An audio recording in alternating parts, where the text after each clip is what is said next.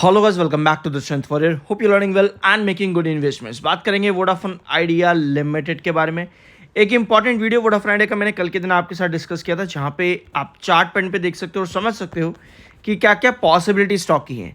Bye, cell या फिर hold की कोई रिकमेंडेशन नहीं है, वो आपका पैसा है, आपकी मर्जी, जो आपका डिसीजन हो वही उसके बेस पर आप आगे चल सकते हो। ठीक है, सब्सक्राइब करने का पैसा नहीं लगेगा इस चैनल पर, तो सब्सक्राइब आप फ्री ऑफ कॉस्ट कर सकते हो, कोई दिक्कत वहां पर आपको नहीं है। लेकिन वोडाफोन आइडिया में एक बड़ा सवाल यहां पर आता है बार बार कि करना क्या है। देखो भाई, लॉन्ग टर्म, ये आपका कमेंट है एक, भाई लॉन्ग टाइम होल्ड कर सकते हूं वोडाफोन आइडिया को, आपको क्या व्यू है, होल्ड करूं या नहीं? मतलब कि लॉन्ग टर्म में शेयर में होल्ड कर सकता हूं, बाकी मेरा क्या पॉइंट ऑफ व्यू है ये आपने यहां पर पूछा है। देखो, किसी भी स्टॉक में जब आप इन्वेस्ट करने जाते हो, सबसे पहले उस स्टॉक के बारे में आपको पता होना चाहिए कि कंपनी प्रेजेंट कंडीशन पर कर क्या रही है। अगर कंपनी स्मूथली काम कर रही है, यानी कि सेक्टर का जो प्रेशर है वो कंपनी के ऊपर इतना नहीं है, तो आप यस उस कंपनी में लॉन्ग टर्म के लिए इन्वेस्ट कर सकते हो। या फिर अगर प्रेजेंट में अभी कोई प्रेशर नहीं है बट फ्यूचर अनप्रिडिक्टेबल है, तो आप उसमें शॉर्ट टर्म इन्वेस्टमेंट कर सकते हो। लेकिन जब भी आप किसी स्टॉक में लॉन्ग टर्म की होल्डिंग बनाने के लिए जाते हो, तब आपको कुछ चीज़ों पर नज़र रखनी पड़ती हैं। क्या है वो चीज़ें, उनको यहाँ पर एक एक पॉइंट को डिस्कस करेंगे। इसके अलावा आज के दिन मैंने आपके साथ ये वाला एक वीडियो लिया है, स्टॉक मार्केट ट्रैप्ड मी। किस तरह से स्टॉक मार्केट इन्वेस्टर्स को, स्पेशली रिटेल इन्वेस्टर को ट्रैप करता है और किस तरह से पूरा प्लेटफॉर्म ये काम करता है स्टॉक मार्केट का, इसका मैंने डिटेल्ड वीडियो आपको आज के दिन दिया है। ज़रूर जाकर के चेकआउट कर लेना, लिंक आपको डिस्क्रिप्शन बॉक्स में मिल जाएगा। तो चलो शुरुआत करते हैं वोडाफोन आइडिया लिमिटेड, आपकी क्वेरी जो है यहाँ पर उसके बारे में। सबसे पहले बात आती है आपके फाइनेंशियल और फंडामेंटल की। वीडियो को एंड तक देखना, देखो ये बहुत ज़रूरी चीज़ें हैं। जब भी आप किसी भी स्टॉक में लॉन्ग टर्म होल्डिंग बनाने चाहते हो, फिर चाहे वो आज की डेट में वोडाफोन आइडिया पर पूछ रहे हो या फिर आप जियो फाइनेंशियल सर्विसेज की ही बात करो, जब भी आप लॉन्ग टर्म की सोचते हो तब आपको कुछ चीज़ें पता होनी चाहिए, जैसे कि कंपनी के फाइनेंशियल एंड फंडामेंटल क्या परफॉर्म करते हैं। फॉर एग्जांपल, आपने जियो फाइनेंशियल सर्विसेज में अगर 2024 में हाईएस्ट पे जाकर के इन्वेस्ट किया होगा, ये सोच करके कि यहाँ से कंपनी और अच्छा परफॉर्म करेगी तो स्टॉक और बढ़ता देखने को मिलेगा, तो आपने एक गलती वहाँ पर करी। क्या? पहले तो आपने टॉप पर बाय किया। दूसरा, आपने ये रिसर्च नहीं करी कि दिसंबर क्वार्टर कंपनी का वीक रहता है और उसके बाद मार्च क्वार्टर और जून क्वार्टर कंपनी के फ्लैट रहते हैं। तो ये आपके जियो फाइनेंशियल सर्विसेज का एक एग्जांपल है, जो मैंने आपको बहुत सी, मैं आपके साथ वीडियोस ले रही हूँ जियो फाइनेंशियल सर्विसेज पर, वहाँ पर आपको मिल जाएंगी ये सब चीज़ें। बट क्योंकि अभी वोडाफोन आइडिया लिमिटेड की बात है, तो जब फाइनेंशियल और फंडामेंटल की बात आती है तो कंपनी के ऊपर बहुत बड़ा कर्जा है, ये चीज़ आपको पता है। और शायद आने वाले 20 सालों के अंदर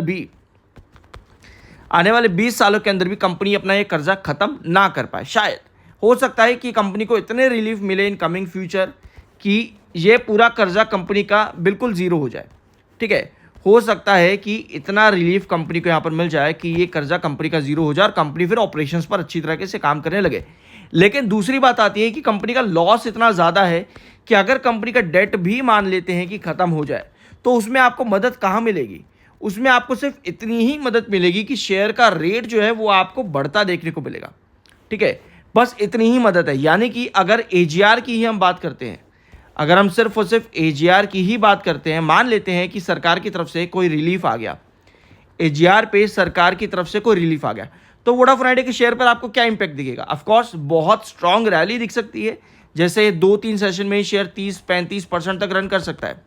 स्ट्रांग रिलीफ का मतलब ये है कि सरकार ने मान लो कि बोल दिया कि भैया आपको चलो 40,000 करोड़ की हमने छूट दे दी, फॉर एग्जाम्पल मानते हैं, या 30,000 या कुछ भी, ये रिलीफ सरकार यहाँ पर दे रही है, तो आपको शेयर 10% करके 3 सेशन, कुछ सेशन के अंदर अच्छी खासी तेजी दिखा सकता है।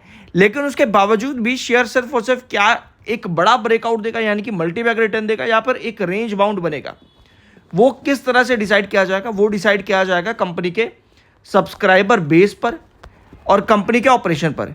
क्यों भैया? क्योंकि लगातार कंपनी का जो सब्सक्राइबर बेस है वो भी नीचे आ रहा है। और अगर टेलीकॉम सेक्टर की बात करें तो सब्सक्राइबर बेस एक बड़ा एसेंस है वोडाफोन आइडिया का, या टेलीकॉम सेक्टर में ये एसेंस है। और अगर एसेंस ही उससे दूर चला जाना शुरू हो जाएगा तो कहीं ना कहीं नेगेटिविटी तब भी रहेगी।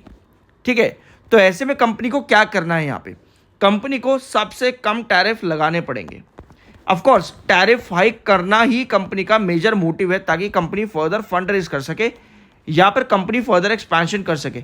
बट अगर कंपनी का यहाँ पर मान लेते हैं कि टावर कंपनी के इतने स्ट्रांग नहीं है, ऑल्दो आपको पता है कंपनी 4G एक्सपेंशन पर काम कर रही है, मान लेते हैं कंपनी के टावर इतने स्ट्रांग नहीं है, एयरटेल जियो जैसे नहीं चल रहे हैं आज की डेट में, तो इस फंड रेज का पैसा कंपनी के पास कहाँ से आएगा? मतलब कि कंपनी टैरिफ एक्सपेंशन करे जा रही है, पैसा कंपनी बढ़ाए जा रही है कि खरीदोगे हमारा रिचार्ज आप तो इतने का मिलेगा, ठीक है। लेकिन दूसरी तरफ सब्सक्राइबर जाते चले जा रहे हैं, तो वहाँ पर जहाँ टैरिफ कंपनी बढ़ा रही है, सब्सक्राइबर जा रहे हैं, वहाँ पर कंपनी फंड्स कहाँ से ला पाएगी? तो ये सवाल भी आता है कि कंपनी अगर ये सब चीज़ें नहीं कर पा रही है तो कंपनी लॉसेस कहाँ से ख़त्म करेगी? और अगर कंपनी के लॉसेस ख़त्म नहीं होंगे तो कंपनी फर्दर एक्सपेंशन कहाँ से कर पाएगी? तो इतने सारे सवाल जब आते हैं तो आपको ये चीज़ पता होनी चाहिए कि इन सब सवालों के बीच में आपका जवाब जो आप मांग रहे हो कि भैया लॉन्ग टर्म होल्डिंग रखनी चाहिए, वो कहीं ना कहीं इन्हीं सब चीज़ों के बीच में छिपा पड़ा है। तो कंपनी आपको बेसिकली यहाँ पर आके बताने नहीं वाली है कि आप मेरे शेयर को बाय करो। कंपनी आपको सिर्फ और सिर्फ हिंट देगी अपनी अपडेट्स के ज़रिए कि कंपनी क्या कर रही है। अगर कंपनी वो अपडेट्स नेगेटिव दे रही है तो आपको वहाँ पे हिंट मिल जाता है कि आपको शेयर को खरीदना चाहिए लॉन्ग टर्म के अंदर या फिर नहीं। तो आपको रेगुलर बेसिस पर देखना होगा कि जो कंपनी अपडेट दे रही है वो किस तरह से है। जैसे कि अभी फंड रेस का अप्रूवल कंपनी ने यहाँ पर लिया, ठीक है। अब ये फंड रेस के बाद में शेयर ने क्या किया, जैसे ही अपडेट आने वाली थी शेयर 6 रुपये 60 पैसे से लेकर के 7 रुपये 60 पैसे तक आ गया। 6.60 जो कि इसका क्रूशल सपोर्ट है और 7.60 जो कि इसका अभी के लिए क्रूशल रेजिस्टेंस है।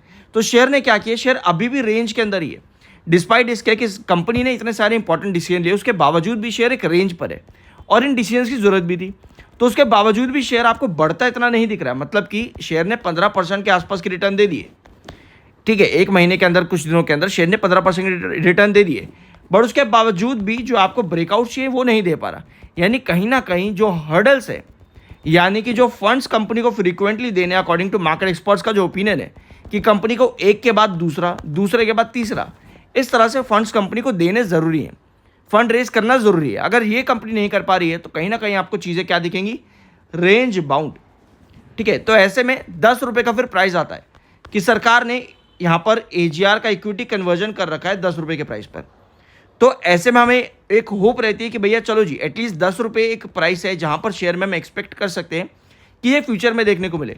लेकिन ये भी नहीं आ रहा है, ठीक है, ये भी नहीं मिल रहा है, इसमें भी टाइम लग रहा है। तो कहीं ना कहीं आपको ये देखना पड़ेगा कि कंपनी जो अपडेट दे रही है वो कौन से प्राइस के पास में है। कौन से प्राइस के पास मतलब ये है कि वहाँ से शेयर कितना रन दिखा सकते हो उस पर्टिकुलर अपडेट से, रादर देन कि आप एक ब्लफ में रहो कि भैया मैंने तो लॉन्ग टर्म के लिए इन्वेस्ट कर दिया है। तो कहीं ना कहीं वहाँ पे आपको जितने भी पॉइंट्स अभी हमने डिस्कस किए उन सबका सामना करना पड़ेगा ही पड़ेगा। ऊपर से जब बात आती है एक्सपर्ट्स के ओपिनियन की, कोई भी रैली शेयर में यहाँ पर बने तो वहाँ पर मार्केट एक्सपर्ट्स की हमेशा आपको एक ही चीज़ देखने को मिलेगी कि कंपनी का बेस क्या है आज की डेट में, ठीक है। मान लेते हैं कि शेयर यहाँ से चले जाता है अभी 9 रुपये, मान लेते हैं, फिर यहाँ पर मार्केट एक्सपर्ट्स के ओपिनियंस भी आना शुरू होंगे कि भैया कंपनी का बेस क्या है। वहाँ पर नेगेटिविटी ये होगी कि कंपनी को क्या लेकर के आना है, RPU, कंपनी को RPU लेकर के आना है। जैसे गोल्डमैन सैक्स ने RPU यहाँ पर रखा हो 286 के पास, कि वोडाफोन आइडिया का 286 के पास का RPU होना चाहिए। तो यहाँ पर नेगेटिविटी बन जाती है क्योंकि कंपनी इसके आसपास भी नहीं भटक रही। तो वहाँ पर फिर क्या होगा, फिर आपकी जो लार्ज एंटिटीज होती हैं वो स्टॉक में से एग्जिट करना शुरू कर देंगी। फिर मार्केट एक्सपर्ट्स आपको कहेंगे कि भैया कंपनी को फंड रेज और करना चाहिए, फिर वहाँ कंपनी के पास पैसा नहीं है।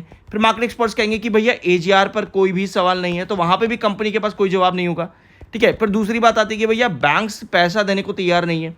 तो कहीं ना कहीं ये सब चीज़ें हैं, ये नेगेटिविटी में फैलाने की बात नहीं कर रहा। जब आपका सवाल आता है ना कि लॉन्ग टर्म के लिए मैं क्या करूँ, तो कहीं ना कहीं आपके पास ये सारे के सारे सवालों का जवाब होना चाहिए ताकि आपके पास एक प्रॉपर विजन हो कि आपको स्टॉक, पर्टिकुलर स्टॉक में करना क्या चाहिए। ऑल दो शेयर रेंज बाउंड है, 7 रुपये 60 पैसे उसका क्रूशल रेजिस्टेंस है। यहाँ से अगर ब्रेकआउट निकलता है तो शेयर 7 रुपये 90 पैसे का नेक्स्ट टारगेट लेकर के चलता है।